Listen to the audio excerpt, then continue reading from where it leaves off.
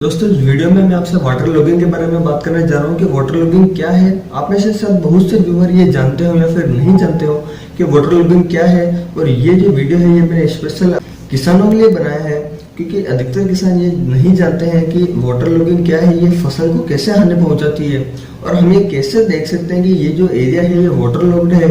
या फिर किस प्रकार से जान सकते हैं, फिर किस प्रकार से जो वाटर लॉगिंग की समस्या है, प्रॉब्लम है, इसको हम दूर कर सकते हैं। तो नमस्कार दोस्तों, मेरा नाम है मोहित, आप देख रहे हैं सिविल टेक हिंदी।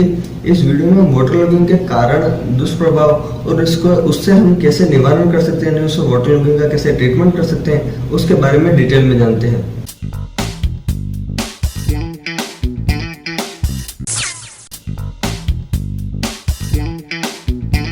हम सबसे पहले ये जान लेते हैं कि वाटर लॉगिंग ये जो शब्द है ये इसका मतलब क्या है। देखिए दोस्तों, क्या होता है कि जब खेत में फसल को बोते हैं, जब फसल हमारी तैयार हो रही होती है, यानी स्थिति में होती है, रनिंग में होती है, तो उस समय क्या होता है कि जो फसलों का रूट जोन होता है, रूट जोन से मेरा मतलब है कि रूट जोन से जो फसलों का जड़ का क्षेत्र होता है,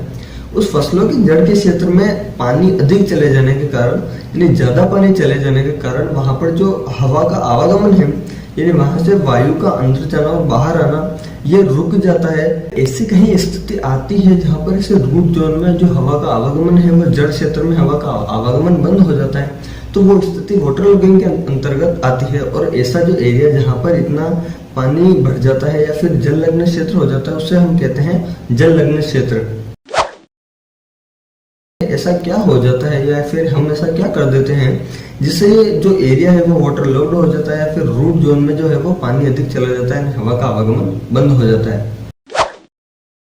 दोस्तों सबसे पहला कारण है ओवर इरिगेशन। जी हाँ, ओवर इरिगेशन यानी कई बार हम क्या कर देते हैं कि जो किसान लोग हैं वो उस एरिया में पानी सिंचाई ज्यादा कर देते हैं। तो सिंचाई ज्यादा होने के कारण वहाँ क्या है, पानी अत्यधिक बढ़ जाता है, यानी जो पानी जड़ों को चाहिए वो तो जड़ें ले लेती है, या फिर जो बाकी बचा पानी अंडरग्राउंड चला जाता है, लेकिन जो बचा हुआ पानी है वो वहां पर भरा हुआ रह जाता है, यानी वो जो एरिया है वो ज्यादा भरने के कारण वाटर लॉग्ड हो जाता है।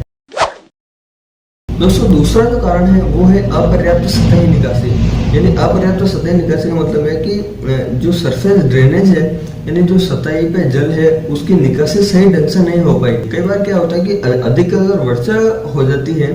जब ज्यादा वर्षा हो जाती है, या फिर हमने अगर ज्यादा सिंचाई भी कर दी है, तो उसकी अगर पर्याप्त सतही निकासी होगी, यानी उसको ड्रेनेज के लिए पाथ मिल जाएगा पानी को जाने के लिए दूसरी जगह पर, तो ऐसी समस्या नहीं आएगी। तो कई बार क्या होता है कि जो सरफेस हमारा जो सही नहीं है, उबड़ खाबड़ है, जिससे क्या गड्ढे हैं, वहां पर एक ही जगह में पानी भर जाता है, तो जो सतही निकासी है ये भी कभी कभी सही नहीं होने के कारण हमको वाटर लॉगिंग की समस्या देखने को मिलती है।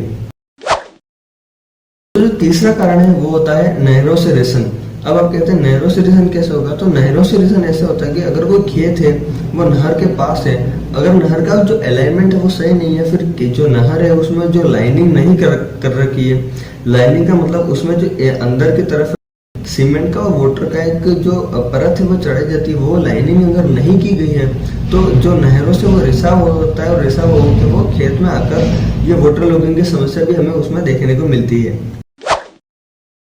चौथा कारण होता है वो होता है कि अधिक वर्षा के कारण। कभी कभी क्या होता है कि हम देखते हैं कि ज्यादा वर्षा हो जाने के कारण सड़कों पर पानी बढ़ जाता है, खेतों में भी अधिक पानी बढ़ जाता है, जिससे वो हमें कई बार वाटर लॉगिंग की समस्या जो है वो देखने को मिलती है। तो अभी तक तो हमने ये जाना कि ये जो वाटर लॉगिंग है ये कैसे होती है। अब हम ये जानते हैं कि इस वाटर लॉगिंग से किस को क्या क्या नुकसान है, यानी किसान को क्या नुकसान है, फसलों को क्या नुकसान है, या फिर हमें क्या नुकसान है। तो जो सबसे पहला जो दुष्प्रभाव होता है वाटर लॉगिंग का सबसे खराब, वो होता है कि पौधों की जो वृद्धि होती है उस पर दुष्प्रभाव पड़ता है। यानी पौधों की वृद्धि पर दुष्प्रभाव कैसे, यानी जो पौधों की वृद्धि है वो अचानक रुक जाती है वाटर लॉगिंग के कारण, क्योंकि जो जड़ जीवाणु होते हैं जो उसको वृद्धि करने में मदद करते हैं, और हवा के आवागमन हो जाने के कारण वो जो जीवाणु होते हैं वो जीवित नहीं रह पाते हैं, कई बार वो वहीं मर जाते हैं जीवाणु, और जो पौधे की वृद्धि है वो सही ढंग से नहीं हो पाती है। इसलिए पौधों की वृद्धि पर भी जल लग्नता का, यानी जो वाटर लॉगिंग है उसका भी बहुत प्रभाव पड़ता है। दोस्तों जो दूसरा कारण है वो है कृषि में कठिनाई होना। यानी अगर जब एक एरिया वाटरलॉग्ड हो गया तो उसमें वो नमी बहुत हो जाती है, और ऐसे में जो खेत है वो जुताई करने के काम में नहीं आ पाता है, उसको जुताई ढंग से नहीं हो पाती क्योंकि नमी रहती है उस खेत में, और उस खेत में जो किसान है वो भी ढंग से काम नहीं कर पाता है। दोस्तों तीसरा जो कारण है वो होता है पौधों की बीमारियां। यानी वाटरलॉगिंग के कारण कभी कभी क्या होता है कि अधिक पानी चले जाने के कारण जो पौधे हैं वो सड़ने लग जाते हैं, और कई कई फसलों में नई बीमारियां उत्पन्न करते हैं जो, और वही फसलें बाद में या तो उगती ही नहीं है, जिससे किसान को बहुत नुकसान होता है, और यदि वो उग जाती है तो बाजार में आने के बाद हम उन्हें खाते हैं और वो हम पर भी इफेक्ट डाल सकती है कि खराब हम बीमार हो सकते हैं उन फसलों से। तो वाटरलॉगिंग इनडायरेक्टली हम तक भी नुकसान पहुंचा सकती है जो घर बैठे हैं, और किसान को तो हालांकि नुकसान पहुंचा ही रही है क्योंकि फसल पैदा नहीं होगी तो किसान को बहुत बड़ा आर्थिक नुकसान हो सकता है। तो फसलों की जो बीमारी है उस पर भी वाटरलॉगिंग का इफेक्ट पड़ता है। दोस्तों जो चौथा और मुख्य कारण है वो है तापमान में गिरावट आना। यानी वाटरलॉगिंग के कारण जो जमीन है वो नम हो जाती है, और जो मिट्टी का तापमान है, सॉइल टेम्परेचर, जो परमिसिबल सॉइल टेम्परेचर रहना चाहिए वो उतना सॉइल टेम्परेचर नहीं रह पाता है, क्योंकि आज के जो अंदर के जीवाणु होते हैं उनको रहने के लिए एक निश्चित तापक्रम की आवश्यकता होती है, यानी उनको एक विशेष टेम्परेचर में रहना पड़ता है। यानी अगर वो उस विशेष टेम्परेचर में नहीं रहते हैं तो उनकी मृत्यु हो जाती है। तो इससे क्या तापमान में जो गिरावट आती है उससे वो जो जीवाणु होते हैं वो भी जीवित नहीं रह पाते हैं। अब हम ये जानेंगे कि हम वाटरलॉगिंग को दूर कैसे करें। दोस्तों ये जो पॉइंट है इसको विशेषकर आप ध्यान से समझिएगा और किसानों के साथ शेयर भी कीजिएगा, क्यों तो ताकि एटलीस्ट सबको पता चल जाए कि जो वाटरलॉगिंग है इसका ट्रीटमेंट कैसे किया जाता है। दोस्तों आइए हम जानते हैं वाटरलॉगिंग को ट्रीट कैसे किया जाता है। दोस्तों जो पहला और मुख्य कारण है वो है जो इरिगेशन है, यानी हम जो सिंचाई कर रहे हैं उसकी मात्रा पर नियंत्रण करके। हमने जो कारण में पढ़ा था कि अधिक सिंचाई करने के कारण होती है, तो हम ट्रीटमेंट में ये कर सकते हैं कि जो इरिगेशन है उस पर हम कंट्रोल रखा जाए। यानी एक जो फैक्ट है वो एक कहता है कि वार्षिक एक वर्ष में औसत 40 से 60% बार ही हमको पानी देना चाहिए, यानी सिंचाई करनी चाहिए उसको पूरी। हर वक्त उस जो खेत है उसको पानी से भिगो कर नहीं रखना चाहिए। दोस्तों यदि अगर हम सिंचाई पर कंट्रोल रखेंगे तो जो वाटरलॉगिंग की समस्या है ये हमें फेस नहीं करनी पड़ेगी। दूसरा ट्रीटमेंट है वो है ड्रेनेज सिस्टम की उचित व्यवस्था। ड्रेनेज सिस्टम में जो निकास है, दोस्तों हमने कारण में भी पढ़ा था कि ये जो ड्रेनेज सिस्टम है इसके कई बार पर्याप्त न होने के कारण ये जो वाटरलॉगिंग की समस्या में देखने को मिलती है। तो हम ट्रीटमेंट में वाटर जो सरफेस ट्रीटमेंट है उसको हम अगर प्रॉपर तरीके से कर लें, यानी एक नालियां बनाकर, विशेष नालियां बनाकर जो वाटर है उसको एक रास्ता दे दें कि नहीं वो अलग दिशा में चला जाए, तो वो एक जगह पानी इकट्ठा नहीं रहता और न फसल को नुकसान पहुंचाता है न हम तक।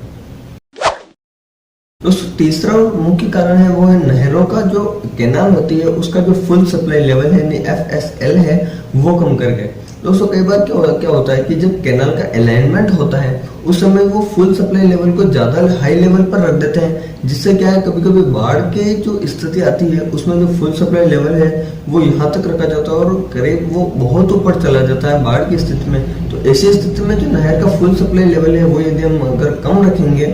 तो वो तो नहर से तो पानी भी कम रिसेगा, और जो बाढ़ की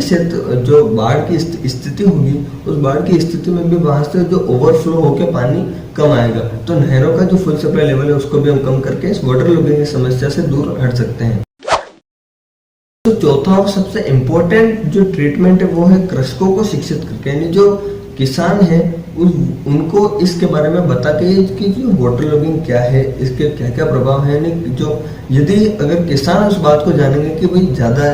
पानी नहीं देना चाहिए, ड्रेनेज सिस्टम जो है निकास प्रणालियाँ हैं उनको निकास प्रणालियाँ हैं उनको सही तरह से बनानी चाहिए, या फिर जो कैनाल है इसके बारे में हमें जानकारी लेनी चाहिए कि नहर से भी कैसे वाटरलॉगिंग हो सकती है। जिनका किसान पर नियंत्रण है, यदि अगर किसान को इन सब के बारे में पता होगा तो वो ये चीज़ अच्छी तरह से उसके प्रिवेंटिव मेजरमेंट करेगा कि जो वाटरलॉगिंग है इससे अच्छा ऐसे बचा जा सकता है, तो हम वो नहीं करें। तो जो इम्पोर्टेंट रीजन है वो तो है किसानों को शिक्षित करके। तो इस वीडियो को जो आप है वो हर किसानों के साथ शेयर कीजिएगा, सभी किसानों के साथ इस वीडियो को शेयर कीजिएगा, तो वह अदर के साथ भी शेयर कीजिएगा ताकि एटलीस्ट सबको पता तो चलेगी जो वाटर लॉगिंग है वो क्या है, ये किसानों को कैसे नुकसान पहुंचाती है, हमें कैसे नुकसान पहुंचाती है और खेत को कैसे नुकसान पहुंचाती है। तो अगर ये वीडियो आपको पसंद आए तो इसे लाइक करें, अगर ये वीडियो आपको पसंद नहीं आई हो तो इसे डिसलाइक करें। और आप इस वाटर लॉगिंग के बारे में जो अगर आपके कोई और क्वेश्चन है वाटर लॉगिंग के बारे में तो वो मुझे नीचे कमेंट बॉक्स में जरूर बताएं, मैं आपको उसका रिप्लाई जरूर दूंगा। और चैनल को सब्सक्राइब करना बिल्कुल मत भूलिएगा, क्योंकि मैं आपके लिए हमेशा जो है वो ऐसी वीडियोस लेकर आता रहता हूँ। फिलहाल के लिए इतना ही दोस्तों, मैं मिलता हूँ आपसे अगली वीडियो में। तो